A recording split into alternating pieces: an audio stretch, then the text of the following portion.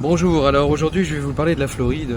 Évidemment, c'est un état qui m'est cher puisque j'y vis, mais je voudrais expliquer pourquoi la Floride est devenue en fait la nouvelle terre promise des milliardaires. Et c'est très intéressant parce que ça ne concerne pas seulement les milliardaires, ça peut concerner pratiquement tout le monde.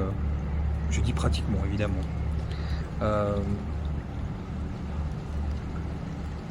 en quelques années, donc, la Floride est devenue le refuge préféré des ultra-riches.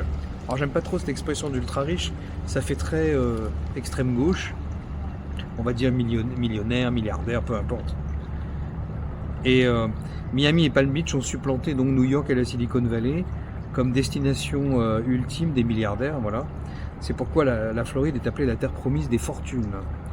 Alors pourquoi c'est devenu, alors que c'était en fait, il faut dire les choses, hein, dans les années 70-80, c'était un petit peu l'endroit où atterrissaient les gens qui cherchaient à prendre une retraite,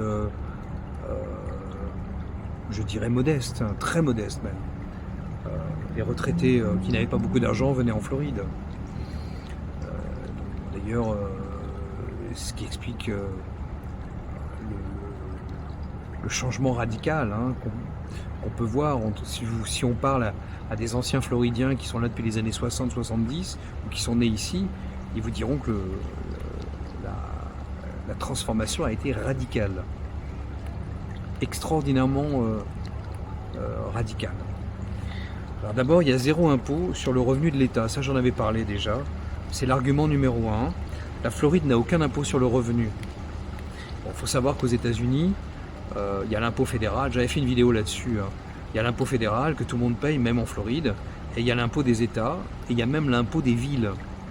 Par exemple, à New York, par exemple, bon, il y a 11% d'impôt de l'État, plus la ville, qui est à peu près 4-5%. La Californie, c'est à peu près 13,5%. Donc un milliardaire qui gagne 100 millions de dollars par an, ça fait rêver, hein, va économiser entre 8 et 13 millions de dollars chaque année d'impôts, donc, rien qu'en déménageant en Floride. C'est mathématiquement irrésistible, évidemment. Alors le deuxième point, c'est c'est une fiscalité globale extrêmement avantageuse en Floride. Il n'y a pas d'impôt sur les successions ni sur les donations au niveau de l'État. Au niveau fédéral, c'est une autre histoire. J'en avais parlé déjà. La résidence principale est en grande partie protégée des créanciers. On appelle ça la Homestead Exemption, c'est-à-dire que, alors elle existe pratiquement partout aux États-Unis, mais à des niveaux très différents. Ça peut être 100 000 dollars, 250 000 dollars. Donc si votre maison vaut ce prix-là ou en dessous, vous êtes protégé. Si elle vaut au-dessus, tant pis pour vous. En Floride, c'est quasiment la totalité.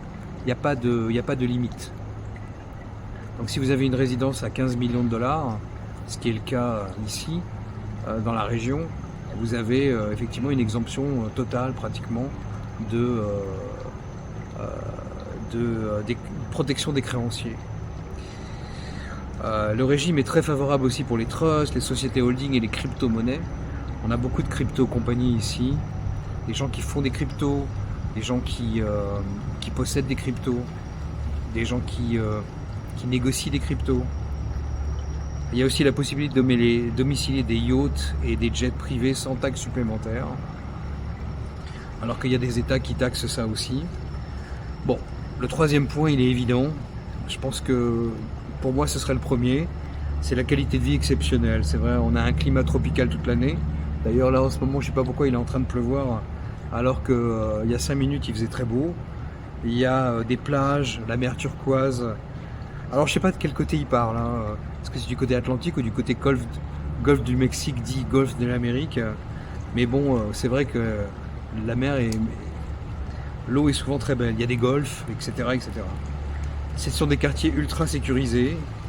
Par exemple, vous avez Indian Creek Island, qui s'appelle aussi le Billionaire Bunker. Vous avez Star Island, Palm Beach, Fisher Island. Alors tout ça, si vous allez à Miami ou à Miami Beach, vous allez les voir.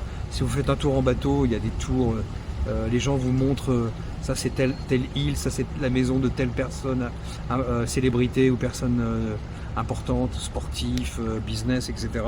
Donc vous verrez les maisons, ça vous fait rêver. Il y a une présence massive de super yachts, ça aussi vous les voyez. Jets privés et services de luxe, chefs, chauffeurs, sécurité et autres services de luxe. J'en passe et des meilleurs. Et il y a aussi un écosystème économique et social qui ressemble aux milliardaires. Alors, par exemple, il y a une concentration inédite de milliardaires. Il y en a plus d'une centaine en Floride, enfin, surtout à Miami et à Palm Beach.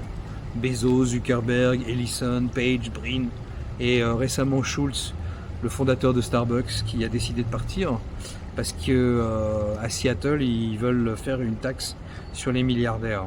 C'est ça qui fait partir les gens d'ailleurs. C'est la taxe sur les milliardaires que les démocrates veulent faire passer dans leur ville à court de budget. Il y a un réseautage qui est assez facile. Vous avez beaucoup d'occasions de réseauter à Miami et ailleurs. Il y a Art Basel, il y a le Miami Grand Prix F1 et il y a les pool parties, comme on dit, chez Marc Anthony ou chez David Beckham. Bon, j'y suis pas invité malheureusement, mais bon, ça a l'air sympa. Il y a une arrivée massive aussi de fonds spéculatifs, ce qu'on appelle des hedge funds, des family office, c'est-à-dire c'est des structures qui permettent à des milliardaires de gérer leur fortune, et des entreprises crypto, j'en ai déjà parlé, et évidemment la proximité avec l'Amérique latine, pour le business, pour le plaisir, pour la culture, etc., etc. Ensuite, il y a un climat politique et réglementaire qui est très accueillant. Alors depuis l'élection de Ron DeSantis, la Floride cultive une image anti-régulation, anti-woke et pro-entreprise. Et c'est évident, d'ailleurs le budget de l'État est excédentaire. C'est l'un des seuls aux États-Unis.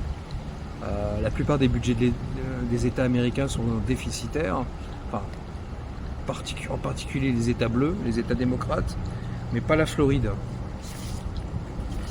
Ça veut dire moins de bureaucratie, moins de pression sociale et moins de risques politiques. On pense surtout à l'élection de Mamdani à New York, j'avais fait une vidéo là-dessus, en Californie avec Newsom qui fait n'importe quoi. Donc on a effectivement un risque politique limité.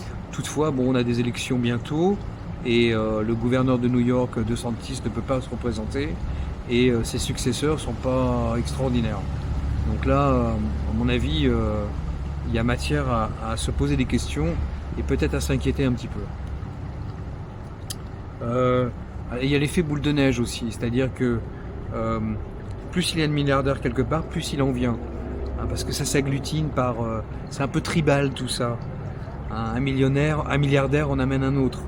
Donc quand Elon Musk dit publiquement par exemple qu'il envisage la Floride, bon, il n'est pas venu, mais le simple fait de le dire, quand Jeff Bezos achète à Miami, quand Bill Ackman, Ken Griffin, ça ce sont des financiers, Peter Thiel, c'est aussi un financier, et des dizaines d'autres s'y installent, ça crée un effet d'attraction. Alors pour conclure, la Floride offre aujourd'hui le meilleur ratio entre économie fiscale maximale, qualité de vie exceptionnelle, sécurité et réseautage. C'est tout ce que je viens de dire. Ce n'est plus un simple État américain. La Floride est devenue la capitale américaine des nouveaux milliardaires du XXIe siècle. Alors est-ce que ça va durer? Comme je l'ai dit, ça dépendra beaucoup du choix des électeurs floridiens pour le gouverneur et aussi les politiques locales, parce qu'il ne faut pas oublier que chaque county, qui est en fait l'équivalent d'un département dans un État, a une politique économique spécifique. Il y a des counties qui veulent attirer tel ou tel business, etc. Donc là encore, bon, on peut jouer un petit peu là-dessus.